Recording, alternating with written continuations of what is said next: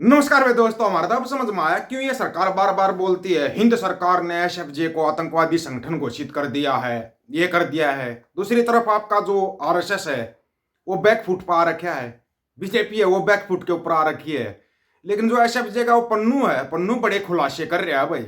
और पन्नू जो खुलासे कर रहा है ना, उनसे इनकी नींव बिल्कुल बुरे तरीके से हिल चुकी है। ऐसी हिल गई इनकी नींव कि इनकी समझ में नहीं आया पन्नू ने जो फिलहाल खुलासा किया है। गजब ही कर दिया भाई। वो कहां से सबूत लेके आई है तो आप लोगों को पता होना चाहिए। लेकिन जो उसने सबूत दिए है ना, मतलब आपको सोचने पर मजबूर कर देंगे, सोचने पर मजबूर। आपको ना एक बार पूरा सुनना पड़ेगा, ध्यान से सुनना पड़ेगा। उससे पहले दो चीजें और। एक तो तुम बोल रहे हो बार बार पुतिन ये कर देगा, पुतिन अमेरिका को बर्बाद कर देगा। पुतिन भाई हाथ जोड़ गया, पुतिन बोल रहा है भाई डोनाल्ड ट्रंप कहेगा ना तो मैं समझौता कर लूंगा। मैं समझौता यूक्रेन के साथ समझौता करने के लिए तैयार हो गया पुतिन। आपको पता होना चाहिए इस चीज का। पुतिन झुक गया। चाइना वाला है, चाइना वाले को इन्विटेशन दे दिया डोनाल्ड ट्रंप ने, भाई मेरा शपथ ग्रहण समारोह है 20 जनवरी को और आना है, वो आएगा। लेकिन एक विश्व गुरु को यार इन्विटेशन क्यों नहीं दिया? ये तो भाई अंधभक्तो तुम्हारा, तुम्हारे पापा का सबका अपमान है। इस अपमान को तुम कैसे सहोगे? तुम तो बड़े बेशरम इंसान हो। कोई तुम्हारी कितनी बेइज्जती करे तुम्हारा कोई फर्क नहीं पड़ता, ये तो हमारा ही पता है। फिर उधर से विजय माल्या, तुम जितना झूठ बोलते हो ना संसद के अंदर या कहीं बाहर, उस झूठ को लोग पकड़ लेते हैं। ताई निर्मला सीतारमण ने बयान दिया कि जो विजय माल्या जितने पैसे लेकर भाग गया था बैंकों के, उससे 2 गुना वसूल कर लिया। तो विजय माल्या बोला ठीक है तुमने 2 गुना वसूल कर लिया, अब मेरे ऊपर ईडी का कोई खतरा नहीं, मैं इंडिया में आ सकता हूं ना, इंडिया में आ सकता हूं क्या?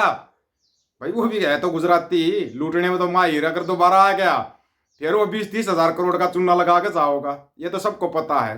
अब पूरी न्यूज डिटेल में सुनना और ध्यान से सुनना। और हाँ, आपको सुनाएंगे जो पन्नू ने खुलासे किए ना, हद गदर मचा दिया भाई, गदर। और गुरप्रीत बहन को जिन जिन लोगों ने बधाई दी, बहुत बहुत धन्यवाद भाई। होना चाहिए ऐसे बच्ची। वो बच्ची ने ना एग्जाम्पल सेट किया एक, विदेश में जो बच्चे जाते हैं उनको क्या करना चाहिए। ये तुम लिंडू पिंडू के झंडे उठाने चाहिए या अपनी मेहनत करनी चाहिए, ये सोचना आपको पड़ेगा। विजय माल्या का ताजा बयान आया भाई, अभी एक ताजा बयान आपको सुनना भी चाहिए भाई। विजय माल्या, बैंकों ने मेरे कर्ज से 2 गुना वसूला, सीतारमण बोली थी बिजनेसमैन से 14,130 करोड़ रुपए रिकवर किए। वो कहाँ है भाई? वैसे विजय माल्या का आप सुन भी लो, थोड़ा सा सुनना चाहो तो। भगोड़े कारोबारी विजय माल्या ने ईडी से राहत की मांग की है। माल्या ने सोशल मीडिया प्लेटफॉर्म एक्स पर लिखा, ईडी और बैंक मेरे लिए गए कर्ज से 2 गुना वसूल कर चुके हैं। कर्ज रिकवर करने वाली ट्रिब्यूनल ने किंगफिशर एयरलाइंस का कर्ज 6,203 करोड़ रुपए आंका है, लेकिन भारत सरकार ने मुझसे 14,000 करोड़ रुपए वसूल किए हैं और मैं अभी भी एक आर्थिक अपराधी हूँ। मैं राहत पाने का हकदार हूँ। 17 दिसंबर को वित्त मंत्री निर्मला सीतारमण ने संसद में बताया था कि विजय माल्या की संपत्तियों को बेचकर बैंकों ने 14,130 करोड़ रुपए से ज्यादा रिकवर कर लिए हैं। विजय माल्या किंगफिशर एयरलाइंस से जुड़ी वित्तीय अनियमितताओं के आरोपों के बीच 2016 में भारत से यूके भाग गए। 5 जनवरी 2019 में विजय माल्या को भगौड़ा घोषित कर दिया गया। 2019 में भाग गया था, पता नहीं कौन था उस टाइम पर, कौन चौकीदार था जो चौकीदारी कर रहा था, जो विजय माल्या भाग गया। विजय माल्या भागना तो नहीं चाहिए था, चौकीदार नहीं हम नहीं कहेंगे भाई, वो शब्द बोल दिया तो फिर चिंटो को बुरा लग जाएगा।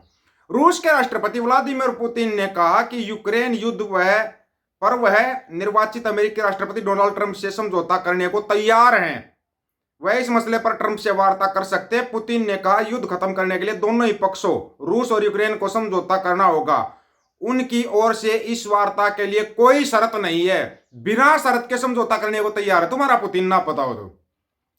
पुतिन का यह महत्वपूर्ण बयान यूक्रेन युद्ध के लगभग 34 महीने बाद उनके वार्षिक प्रश्नोत्तर कार्यक्रम में आया। इस कार्यक्रम में वह सरकारी टेलीविजन पर मीडिया और आमजनों के सवालों के जवाब दे रहे थे। पुतिन ने इस बात से इनकार किया कि रूस इस समय कमजोर स्थिति में है। उन्होंने कहा रूस इस समय 2022 से ज्यादा मजबूत स्थिति में है, जब यूक्रेन पर कार्रवाई शुरू की गई थी। उन्होंने कहा यूक्रेन में रूसी सेना आगे बढ़ रही है, इसके बावजूद वह वार्ता और समझौते के लिए तैयार है। इस दौरान पुतिन ने स्वीकार किया कि यूक्रेन में लड़ाई जटिल है।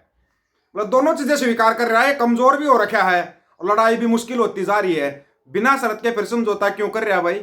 फिर बिना शर्त के समझौता क्यों कर रहा है? किसी ने सोचा क्या? और हाँ, अब थोड़ा ध्यान से सुनना भाई, आपको सुनना पड़ेगा थोड़ा ध्यान से, क्योंकि पन्नू ने जो खुलासा किया ना, गदर मचा दिया भाई।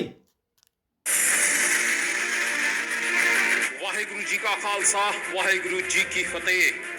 पंजाब ਦੇ ਸਿੱਖ ਕਿਸਾਨਾਂ ਦੇ ਨਾਮ ਇੱਕ ਅਹਿਮ ਖੁਲਾਸਾ ਹੈ। ਪਿਛਲੇ 1 ਸਾਲ ਤੋਂ ਮੋਦੀ ਦੀ ਹਕੂਮਤ ਪੰਜਾਬ ਦੇ ਸਿੱਖ ਕਿਸਾਨਾਂ ਤੇ ਕੈਮੀਕਲ ਹਥਿਆਰ ਦੇ ਗੋਲੇ ਸੁੱਟਦੀ ਪਈ ਹੈ। ਇਹ ਉਹੀ ਗੋਲੇ ਹੈ ਜਿਹੜੇ ਰਸ਼ੀਆ ਨੇ ਯੂਕਰੇਨ ਦੇ ਵਿੱਚ ਸੁੱਟੇ ਸੀ। ਜਿੱਥੇ ਪੰਜਾਬ ਦੇ ਸਿੱਖ ਕਿਸਾਨੋਂ ਤੁਹਾਡੀ ਨਜ਼ਰਾਂ ਜਾ ਸਕਦੀਆਂ, ਅੱਖਾਂ ਦੀ ਰੋਸ਼ਨੀ ਜਾ ਸਕਦੀ ਹੈ, ਉੱਥੇ ਹੀ ਤੁਹਾਡੀਆਂ ਆਉਣ ਵਾਲੀਆਂ ਨਸਲਾਂ ਅਪਾਹਜ ਹੋ ਸਕਦੀਆਂ।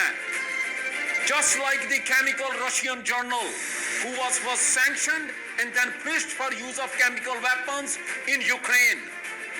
India's chemical minister Amit Shah has ordered and authorized paramilitary forces to use chemical weapons on Punjab Sikh farmers at Shambu border.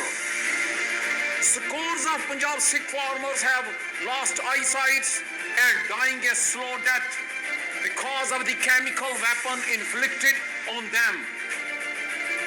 The chemical weapon used by India's Amit Shah and his paramilitary forces have the same stain as of the chemical weapon used by Russian forces in Ukraine.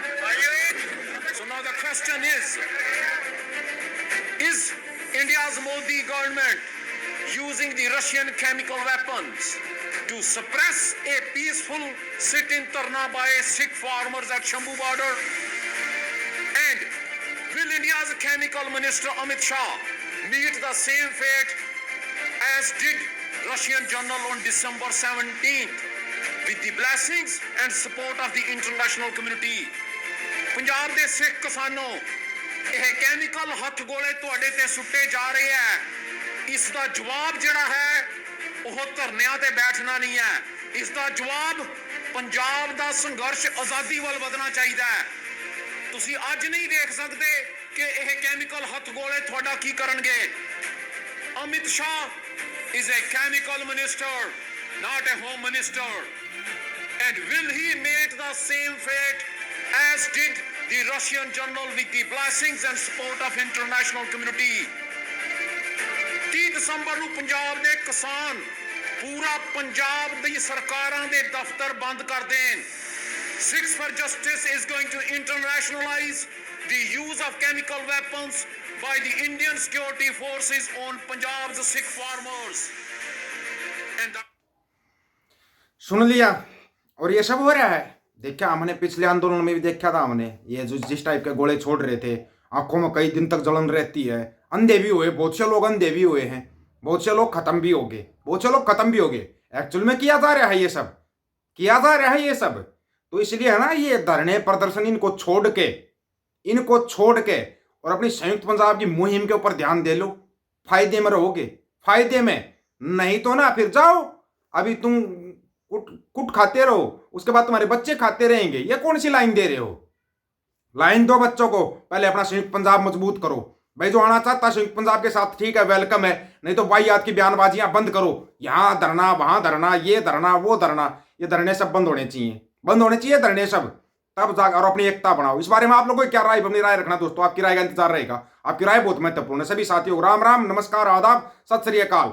Video को ज्यादा से ज्यादा share, channel को subscribe और bell icon को जरूर दबाना दोस्तों।